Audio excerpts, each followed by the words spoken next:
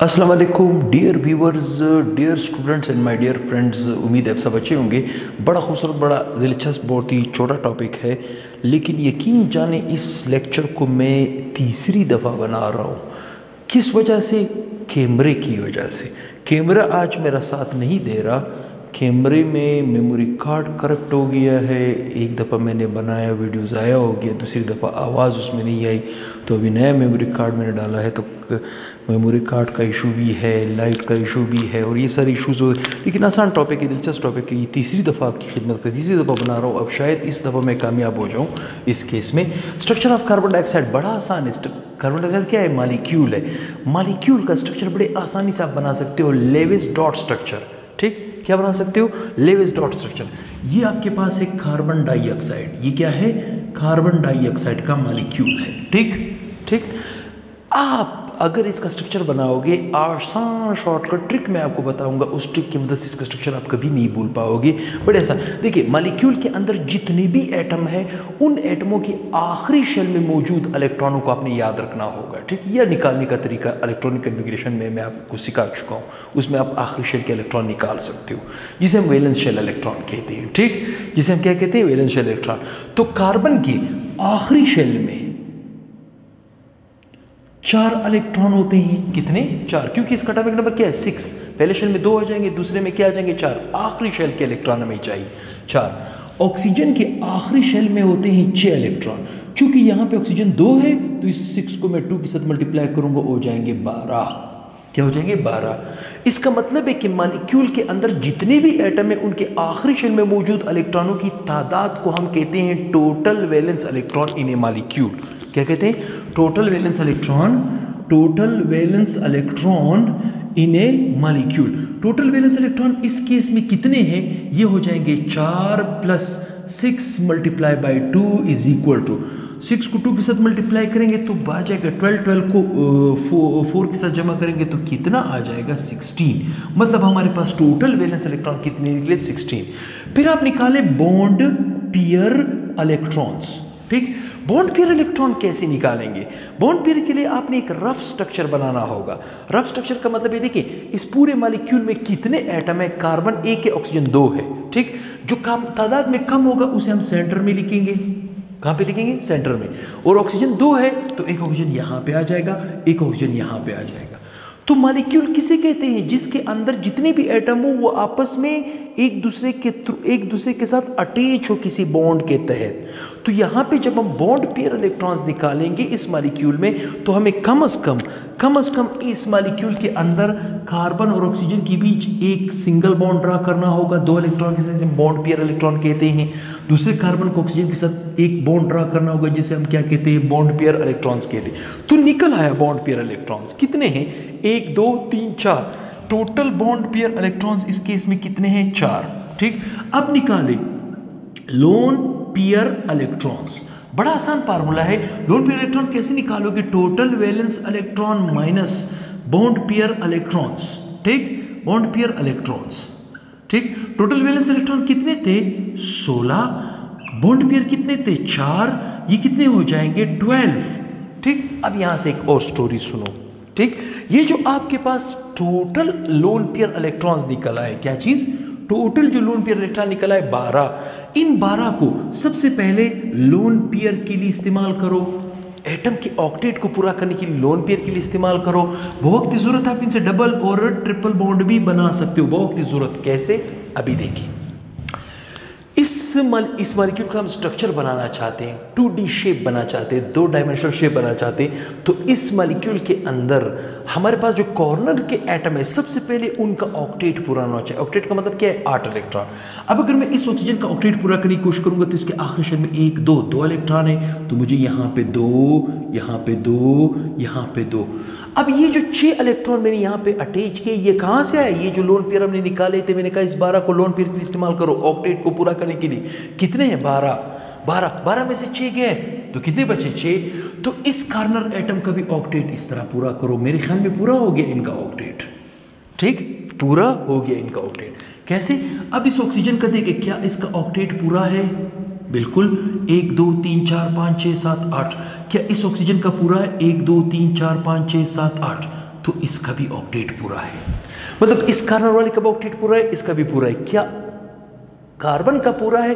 Carbon तो central atom है, central atom octet तो पूरा करेगा, उससे ऊपर भी जा सकता है। चले कार्बन ऑक्टेट पूरा करेगा, लेकिन कार्बन के पास कितने हैं? 1 2 3 4, 4 इलेक्ट्रॉन है। 4 है, 8 नहीं है। तो 8 पूरा करने के लिए हमें क्या करेंगे? हमारे पास तो इलेक्ट्रॉन खत्म हो गए। जो 12 थे, 12 तो 6 हमने यहाँ पे इस्तेमाल की, 6 यहाँ पे इस्तेमाल की, 12 तो खत्म हो गए। ये 12 तो खत्म हो गए। मैंने कहा पहले लोन पेयर के इस्तेमाल को बहुत जरूरत नहीं से डबल बॉन्ड बना सकते हो। तो इसका ऑक्टेट पूरा करने के लिए हम क्या करेंगे? इस 2 लोन पेयर इलेक्ट्रॉन ऑक्सीजन को यहाँ पे क्या करेंगे? बॉन्ड पेयर बनाएंगे। क्या बनाएंगे? Bond pair. मतलब ये जो लोन पेयर इलेक्ट्रॉन थे, पहले मैंने लोन पेयर के लिए इस्तेमाल किया, अब मैंने इसको बॉन्ड पेयर में कन्वर्ट कर दिया। लेकिन इस ऑक्सीजन का जो लोन पेयर इलेक्ट्रॉन मैंने बॉन्ड पेयर में कन्वर्ट कर दिया, क्या इसका ऑक्टेट डिस्टर्ब हुआ? नहीं, जस्ट ये सपोर्ट दे रहा है दूसरे को। कैसे? 1 2 3 4 5 6 7 8, अभी भी 8 है, ऑक्टेट पूरा है। मतलब इसका ऑक्टेट अभी भी पूरा है। ठीक, इस लोन पेयर को उठाओ और यहां पे क्या बनाओ? Bond pair. यहां पे क्या बनाओ? Bond pair. ठीक, क्या इसका ऑक्टेट डिस्टर्ब हो? नहीं। 1 2 3 4 5 6 7 8, इसका भी ऑक्टेट उसी तरह है। ठीक, अब बचा क्या चीज? कार्बन। क्या बचा? कार्बन। कार्बन का ऑक्टेट पूरा है, बिल्कुल पूरा है। देखिए 1 2 3 4 5 6 7 8, इसका मतलब है कार्बन का भी क्या चीज पूरा हो गया? ऑक्टेट। ठीक, मतलब ये भी खुश, ये भी खुश, ये भी खुश, सबको खुश करना है। अब इस खुशी की वजह से हमारे पास इसका स्ट्रक्चर निकल आया। कैसे निकल आया? कार्बन इस तरफ भी डबल बॉन्ड ऑक्सीजन, इस तरफ भी डबल बॉन्ड ऑक्सीजन, इस ऑक्सीजन के पास भी 2 लोन पेयर, इस ऑक्सीजन के पास भी 2 लोन पेयर। वही चीज वहां पे ऊपर है जो हम आपको एक एक पॉइंट समझा रहे थे। तो यहाँ पे आखिरकार इसका क्या निकल आया? यू स्ट्रक्चर निकला। ये कार्बन डाइऑक्साइड का स्ट्रक्चर है जो कि आमने सामने है। इसे हम क्या कहते हैं? Linear structure. क्या कहते हैं? Linear structure. क्या कहते हैं? Linear structure. यही चीजें हम यहाँ पे पॉइंट में आपको एक एक करके बताएंगे। ठीक, नंबर 1, पहला point, carbon dioxide is consist of simple molecule. Simple molecule है पहली शर्त। दूसरा point, the molecule of carbon dioxide is A try atomic in nature. देखिए कार्बन डाइऑक्साइड के मॉलिक्यूल के अंदर कितने एटम है? 1 कार्बन है, 2 ऑक्सीजन है, तो कितने हो गए? Try atomic molecule in nature. ठीक, नंबर 3, तीसरा, the bond strength and bond length shows that there are the 2 carbon oxygen double bonds in a carbon dioxide molecule।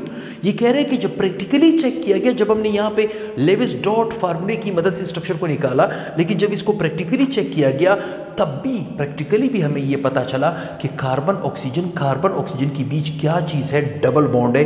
ये हमें कौन बता रहा है? Bond length as well as bond strength. ठीक, आज इसके बाद है number 4, The molecule of carbon dioxide as a 2 dipole। 2 dipole है, they are equal in opposite in direction. Equal है but opposite in direction. 2 pole है। ठीक, 2 पोल है। तो यहाँ पे मैं इस पॉइंट को यहाँ पे बताऊंगा। ये कार्बन, यहाँ पे ऑक्सीजन, यहाँ पे ऑक्सीजन। ठीक, यहाँ पे ऑक्सीजन, यहाँ पे इसकी इलेक्ट्रोनेगेटिव ज़्यादा है, पार्शियल नेगेटिव, इसकी इलेक्ट्रोनेगेटिव कम है, पार्शियल पॉजिटिव, इसकी इलेक्ट्रोनेगेटिव पार्शियल नेगेटिव। तो एक डाइपोल तो ये हुआ, एक डाइपोल तो ये हुआ। यही बात वो कह रहे हैं, लेकिन अपोजिट डायरेक्शन में। अपोजिट डायरेक्शन का मतलब है क्या? कि ये ऑक्सीजन इसके इलेक्ट्रॉन को अपनी तरफ खींच रहा है, ये वाला ऑक्सीजन इसके इलेक्ट्रॉन को अपनी तरफ खींच रहा है। आप लोगों ने फिजिक्स में हेड टू टेल रूल का पढ़ा होगा। हेड टू टेल जमा होता है, दोनों के हेड और दोनों के टेल अक्सर कैंसिल हो जाते हैं। तो यही तो डाइपोल मोमेंट का कॉन्सेप्ट है, ये एक दूसरे के असर को कैंसिल कर देते हैं। तो नेट डाइपोल है जिसे हम डाइपोल मोमेंट कहते हैं, वो आपके पास आ जाएगा 0 की वजह से मॉलिक्यूल क्या हो जाएगा? Non polar. क्या हो जाएगा? Non polar molecule. ठीक, अगर डाइपोल मोमेंट कुछ निकलता तो वो पोलर होता। ठीक, हाँ, दूसरी लैंग्वेज में ये भी कह सकते हो, कार्बन के इर्द गिर्द क्या है? साइमेट्री का मतलब एक ही तरह के एटम है, एक ही तरह के एटम वाले का डाइपोल मोमेंट भी 0 आ जाता है और मॉलिक्यूल एज ए होल क्या हो जाता है? Non polar. अच्छा, डाइपोल मोमेंट का कॉन्सेप्ट क्यों आया? इसलिए आया कि दो एटमों को तो हम पोलर और नॉन पोलर में कंसिडर कर सकते हैं, इनके ऊपर पार्शियल पार्शियल नेगेटिव चार्ज आएगा, इसके ऊपर नहीं आएगा। लेकिन जब मॉलिक्यूल 3 एटमों के हो जाए, 4 एटमों का हो जाए, 5 एटमों का हो जाए, तो फिर हम वहाँ पे हमारे पास डाइपोल मोमेंट की ही ट्रिक्स और टेक्निक्स यूज़ होते हैं। ठीक, एक तो अपोजिट डायरेक्शन में कैंसिल हो जाएंगे, जिसकी वजह से म्यू उसका जीरो निकलेगा। जीरो की वजह से क्या हो जाएगा, मॉलिक्यूल नॉन पोलर हो जाएगा। तो कार्बन डाइऑक्साइड मॉलिक्यूल क्या है, नॉन पोलर है। वही बात हम यहाँ पे आपको बता रहे हैं। नंबर 5, ठीक, so they cancel the effect of each other, एक दूसरे के असर को कैंसिल कर देते हैं। ठीक, number 6, therefore the dipole moment of carbon dioxide zero निकल आता है। ठीक, नंबर 7, ठीक, thus the only intermolecular forces in a pure carbon dioxide are London dispersion forces, London dispersion forces। ठीक, आपने फर्स्ट ईयर में किसी ने पढ़ा होगा इंटरमॉलिक्यूलर फोर्सेस 3 टाइप्स के हैं, बल्कि 4 टाइप्स, एक टाइप्स तो हम आजकल डिस्कस नहीं करते, 3 टाइप्स के, डाइपोल फोर्सेस, हाइड्रोजन बॉन्डिंग और लंडर फोर्सेस। लंडर फोर्सेस को फिर 2 टाइप्स में डिवाइड किया गया है। एक है लंडर फोर्सेस डिस्पर्शन लंडर फोर्सेस, दूसरा है डाइपोल इंड्यूस्ड डाइपोल फोर्सेस। ठीक, डाइपोल इंड्यूस्ड डाइपोल फोर्सेस में एक मॉलिक्यूल डाइपोल होता है, दूसरा नन डाइपोल होता है, उसमें पोलरिटी पैदा कर देता है ये एक मॉलिक्यूल। और ऐसा मॉलिक्यूल जो ऑलरेडी नॉन पोलर हो, मतलब पोल ना हो, डाइपोल मोमेंट जीरो आ रहा हो, तो वो मॉलिक्यूल दूसरे मॉलिक्यूल के साथ बहुत ही वीक फोर्स से अटैच होता है, इसे हम कहते हैं डिस्पर्शन फोर्सेस। क्या कहते हैं, तो कार्बन डाइऑक्साइड में fill in the blanks true false में इस तरह कहा सकता है कि कार्बन डाइऑक्साइड मॉलिक्यूल जब गैस से सॉलिड में कन्वर्ट होता है या ड्राई आइस बनाता है, तो उनकी बीच फोकस की कुव्वत कौन सी होगी, dispersion dipole, dispersion London forces. कौन सी, dispersion. Hence the carbon dioxide is a gas, इसीलिए गैस है। ठीक, नंबर 8, अगर इसमें हाइड्रोजन बॉन्डिंग के डाइपोल मोड तो शायद लिक्विड होता रूम टेम्परेचर पर, ये क्या है, गैस है, क्योंकि वीकेस्ट फोर्सेस में। The solid carbon dioxide is A called dry ice, solid carbon dioxide dry ice कहला जाती है। ये फायर एक्सटिंग्विशर आपने देखा होगा होटल वगैरह में, वहाँ पे भी लगा होता है, आपको बुझाने के लिए यूज़ किया जाता है। ठीक, as a face centred cubic structure, face centred cubic structure को हम कहते हैं एफसीसी, मतलब एक क्यूब के अंदर जितने भी फेसेस है उनके ऊपर भी एटम है, कॉर्नर्स के ऊपर भी है और सेंटर में भी है, बॉडी में भी है। ये मैं सॉलिड के जब मैं आपको C2 और HMT पढ़ाऊँगा, क्रिस्टलाइन स्ट्रक्चर पढ़ाऊंगा, तो वहाँ पे ये चीज़ें मैं आपको समझा के दूंगा इंशाल्लाह। ठीक, number 9, it is used in A carbonated drink, ये कोक, स्प्राइट, पेप्सी वगैरह पीते हो, इसमें भी आपको कार्बन डाइऑक्साइड मिलेगा। लेकिन कार्बोनेटेड ड्रिंक है तो मतलब कार्बोनिक एसिड जैसे ढक्कन निकालो कार्बन डाइऑक्साइड वापस निकलेगा। ठीक, फ्रीज मीट, बहुत से गोश्त वगैरह को भी इसी की मदद से फ्रीज किया जाता है। फ्रोज़न फूड्स, अक्सर खुराक को भी फ्रोज किया जाता है, और आइसक्रीम वगैरह को भी ड्राई आइस की मदद से ही बनाया जाता है। किसी ने स्क्रीनशॉट लेना हो तो वो ले सकता है। आसान सा टॉपिक था, दिलचस्प टॉपिक था, छोटा टॉपिक था, स्ट्रक्चर के छोटे छोटे ट्रिक्स और टेक्निक्स भी आपको पता चल गए। तो इंशाल्लाह भी आपके पास ट्रिक्स और टेक्निक्स के पॉइंट्स अभी शुरू होने वाले हैं, इंशाल्लाह आपको हर जगह पे बताए जाएंगे। तो ये तीसरी दफ़ा इस लेक्चर को मैं बना रहा हूँ। किस वजह से, कैमरे की वजह से। किस वजह से, मेमोरी कार्ड की वजह से। करप्ट हो गया, अभी दूसरा मेमोरी कार्ड मंगवाया, मेमोरी कार्ड भी 2 नंबर है। बाज़ार में जितनी टेक्नोलॉजी मिल रही है 2 नंबर है, किसी पे कुछ भरोसा नहीं हो सकता है। पर मैं कोशिश करूँगा जब तक मुझे मौका मिलता गया तो मैं इंशाल्लाह आपकी खिदमत करता रहूँगा और वीडियोस बनाता रहूँगा। जल्दबाजी शैतान का काम है। मैं स्लो एंड स्टडी और मैं बिल्कुल आहिस्ता आहिस्ता रफ्ता A to Z कोर्स आपको पढ़ाना चाहता हूँ, तो वक्त लगेगा इस पर। तो इंशाल्लाह इंतज़ार करें नेक्स्ट लेक्चर का, बहुत ही जल्द हाजिर होऊंगा। अल्लाह हाफ़िज़।